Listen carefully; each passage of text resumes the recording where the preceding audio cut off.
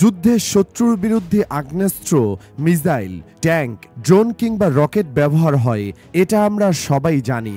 কিন্তু কখনো কি কেউ শুনেছেন যুদ্ধে অস্ত্র হিসেবে ব্যবহার হচ্ছে কালো জাদু? না শোনা গেলেও ইরান সম্প্রতি এমন এক বিস্ময়কর অভিযোগ এনেছে ইসরায়েলের বিরুদ্ধে। বুধবার ইসরায়েলি গণমাধ্যম জেরুজালেম পোস্ট-এ প্রকাশিত এক প্রতিবেদনে উঠে এসেছে এই অদ্ভুত দাবি। তাতে বলা হয়, ইরানের বিরুদ্ধে সাম্প্রতিক 12 দিনের যুদ্ধে ইসরায়েল শুধু প্রচলিত সামরিক অস্ত্রই নয়, বরং কালো জাদু বা জাদুবিদ্যাও অস্ত্র হিসেবে ব্যবহার করেছে।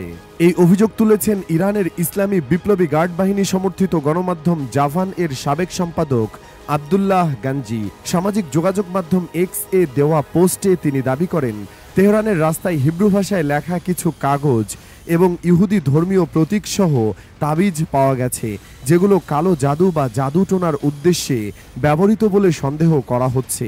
গাঞ্জি আরও অভিযোগ করেন, ইসরায়েলের প্রধানমন্ত্রী বেনিয়ামিন নেতানিয়াহু নিয়মিত গোপনে তান্ত্রিকদের সঙ্গে বৈঠক করেন এবং এসব কর্মকাণ্ড পরিচালনায় তাদের সহায়তা নেন। ইরানের এই অভিযোগকে পুরোপুরি ভিত্তিহীন বলে উড়িয়ে দিয়েছে ইসরায়েলের গোয়েন্দা সংস্থা মোসাদ। সংস্থাটির সামাজিক মাধ্যমে বিদ্রূপ করে লেখা, নেশা করে এসব পোস্ট করেছেন সাংবাদিক। তারা এই মন্তব্যের সঙ্গে একটি ভূতের ইমোজিও যুক্ত করে, যার মাধ্যমে বিষয়টিকে ব্যঙ্গাত্মকভাবে তুলে ধরেছে। পরে ইসরায়েলি রাজনীতিক ওয়ালিদ গাদবান সেই পোস্টটি শেয়ার করে ঘটনাটিকে রীতিমতো হাস্যরসের খোরাক বানিয়ে ফেলেন।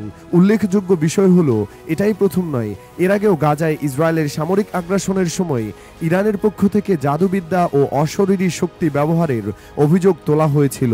তবে এবারের মতো এত স্পষ্টভাবে, ব্যক্তিনির্ভরভাবে এবং প্রমাণস্বরূপ বিভিন্ন প্রতীক ও কাগজপত্র উদ্ধারের কথা তখন বলা হয়নি। বিশ্লেষকরা বলছেন, যুদ্ধ এখন শুধু অস্ত্রের যুদ্ধ নয়, এটি মনস্তাত্ত্বিক ও সাংস্কৃতিক যুদ্ধেও রূপ নিচ্ছে। আর সেই লড়াইয়ে কখনো কখনো উঠে আসছে এমন সব অবিশ্বাস্য দাবি, যা আধুনিক যুদ্ধনীতির চেনা সীমারেখাকেও অতিক্রম করে যায়।